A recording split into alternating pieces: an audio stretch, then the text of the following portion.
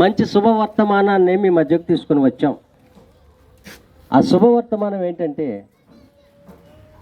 మమ్ములను లోకమును ప్రేమించుచున్న ప్రభువైన యేసుక్రీస్తును కూర్చిన సువార్త. మేము కూడా ఇదే రీతిగా ఒకానొక సమయంలో ఎవరో ఒకరు సత్య సువార్తను ప్రకటించుచుండగా వినిన వారముగా మేమున్నాం. ఆ సమయంలో మా హృదయంలో నెమ్మది లేదు, ప్రశాంతత లేదు, సంతృప్తి లేదు, అన్నిటికీ మించి సుఖ సంతోషాలు కూడా లేని స్థితి అది. అయితే ఆ సమయంలో నా మట్టుకైతే నేను ప్రభువైన యేసుక్రీస్తు ప్రేమామయుడు, ఆయన ప్రేమించేవాడు, ఆయనను నమ్ముకుంటే నెమ్మది, సమాధానము, ప్రశాంతత, మరి సంతృప్తి, మరి ఇవన్నీ కూడా కలుగుతాయని వీరు చెప్తున్నారు. అసలు ఒకసారి ప్రభువైన యేసుక్రీస్తుని నేను నమ్మినట్లయితే ఏ విధముగా ఉంటుందా అని చెప్పి నా అనుభవపూర్వకంగా ఆయనను స్వీయ రక్షకునిగా అంగీకరించినప్పుడు నిజమండి ఆ మాట. ఎందుకంటే ఆయన ప్రేమామయుడు, దయ చూపించేవాడు, కరుణ చూపించేవాడు. ఆయన ప్రేమకు పరిమితి లేదండి. ఇంత ప్రేమ అంత ప్రేమ అని లేదండి. ఎందుకంటే ఆయన ప్రేమ అంతము లేని ప్రేమ, ఎల్లలు లేని ప్రేమ. కనుక ఆ ప్రభు అయిన యేసుక్రీస్తు ప్రేమను నేను సంపూర్ణంగా పొందగలిగాను.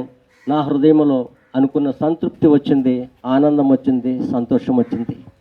అదే ప్రేమను మీతో పంచుకోవాలని ఆశ కలిగి ప్రభు అయిన యేసుక్రీస్తును కూర్చిన మరి సువార్తను మీకు ప్రకటించుతున్నామండి. నీ కొరకు నా కొరకు మరి ప్రభు అయిన యేసుక్రీస్తు పరమును విడిచి ఈ లోకానికి వచ్చారండి. ఈ లోకాన కన్యమరియ గర్భాన్ని ఉద్భవించి ఆయన మరి 33.5 సంవత్సరాలు ఈ లోకంలో మరి జీవించి ఉండి మరి 3.5 సంవత్సరాలు మరి దేవుని కూర్చున్న మంచి మాటలు మనకు పరిచయం చేసి సత్య సువార్తను ప్రకటించి ప్రతి వారిని బలపరిచి కొంతమందిని ఏర్పరచుకొని ఆయన మరి నీ కొరకు నా కొరకు నీ పాపములు నా పాపముల భారమును మోస్తూ కల్వరి సిలువుపై తన ప్రాణాన్ని మరి అర్పించారండి. అర్పించడమే కాదు, మరి ఆయన మరి సమాధి చేయబడి చనిపోయి సమాధి చేయబడి తిరిగి 3వ దినమున లేచి ఆయన పరమునకు వెళుతూ ఒక మంచి మాట చెప్పి వెళ్ళారండి.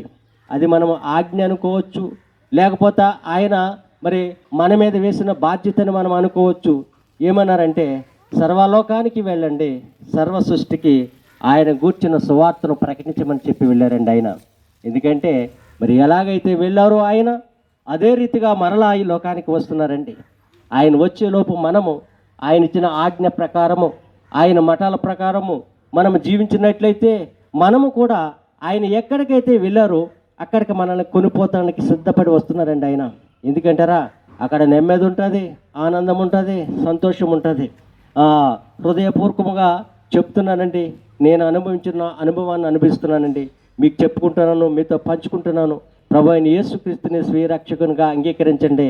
ఆయన నామములో మీరు కూడా ఉండండి.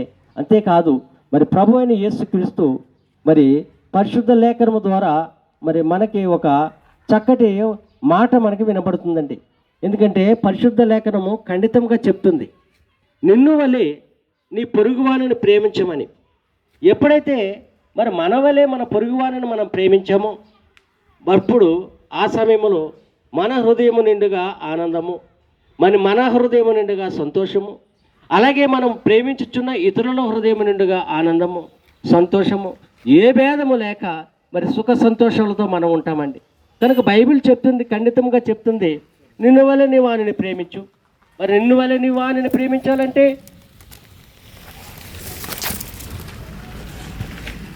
మరి ఆయన ఆజ్ఞల ప్రకారముగా మనం నడిచినట్లు.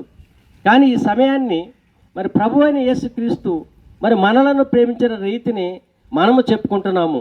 ఎందుకంటారా, మరి ఆయన కంటే అధికముగా ప్రేమించేవారు ఎవరు లేరండి. ఒకవేళ తల్లిదండ్రులు ఉంటారు, కొంతకాలం మటుకే మనల్ని ప్రేమిస్తారు. అలాగే రక్త సంబంధులు, తోబుట్టువులు ఉంటారు, వారు కూడా కొంతకాలం మటుకే మనల్ని ప్రేమిస్తారు. ఇక స్నేహితుల దగ్గరికి వస్తే మరి ఏ లాభము లేకుండా ఎవరు కూడా మనల్ని ప్రేమించరండి. కానీ ఏ లాభము లేకుండా, స్వలాభము ఆపేక్షించకుండా, ఆశించకుండా మనల్ని ప్రేమించింది మరి కల్వరి సిలువపై ప్రాణం పెట్టిన ప్రభు అయిన యేసు మాత్రమేనండి. కనుక యేసయ్యను స్వీయ రక్షకునిగా అంగీకరించండి. నమ్మండి, విశ్వాసం ఉంచండి, బాప్తిస్మం పొందండి. అలాగూ చేయని వాడు శిక్షించబడని కూడా ఖండితముగా మరి బైబిల్ లేఖన భాగం మనతో సెలవిస్తుందండి. కనుక ఈ దినాన్ని వింటున్న వారు ఎవరైనా సరే, ఈ నా మాటలు వింటున్న ఎవరైనా సరే మరి ఏకీభవించండి. ఈ సమయంలో మరి మీ కొరకు మరి నేను ప్రార్థన చేయాలనుకుంటున్నాను కొద్ది నిమిషాలు. స్తోత్రం ప్రభువా, స్తోత్రం ప్రభువా, మహాగణుడా, నిత్యనివాసి, నీకు వందనములు, స్తోత్రములు తండ్రి. మరి ఈ సమయంలో ప్రభువా మరి నీ సత్య సువార్తను ప్రభువా ప్రకటించుచు ఈ కన్నాపుర గ్రామ పుర వీధులలో మేము తిరుగుచున్నాం బాబు. మరి కొంతమంది అయినా సరే వినాలని ప్రభువా ఆశపడుతున్నాం బాబు. వినిన వారు అనేక మంది ప్రభువా, మరి వాటిని ఆచరించేవారునైనా కొద్దిగానైనా ఉండాలనే ఆశతో ప్రభువా ఈ ప్రార్థన చేస్తున్నాను బాబు. వినిన వారు ప్రభువా నీ వారి హృదయాన్ని మీరు ఆకర్షించను బాబు. వారి హృదయంలో ప్రభువా మీ మాటలు ఉంచను బాబు. ఇదిగో ప్రభువా వారు కూడా ప్రభువా నీ నామములో ప్రభువా నిన్ను స్వీయ రక్షకునిగా అంగీకరించడానికి సిద్ధపడడానికి కావాల్సిన పరిస్థితులను ప్రభువా మీరు వారికి నాయన నేర్పించిన తండ్రి, మీకు వందనాలు, స్తోత్రాలయ్యా. ఈ సమయంలో ప్రభువా మరి మేము ముందుకు వెళ్తున్నాం బాబు. మరి మాకంటే ముందుగా మరి మీ ఆత్మను నడిపించమని, తోడుగా ఉంచమని యేసు పరిశుద్ధ నామములో అడిగి ప్రార్థన చేసి వేడుకుంటున్నాను తండ్రి. ఆమేన్.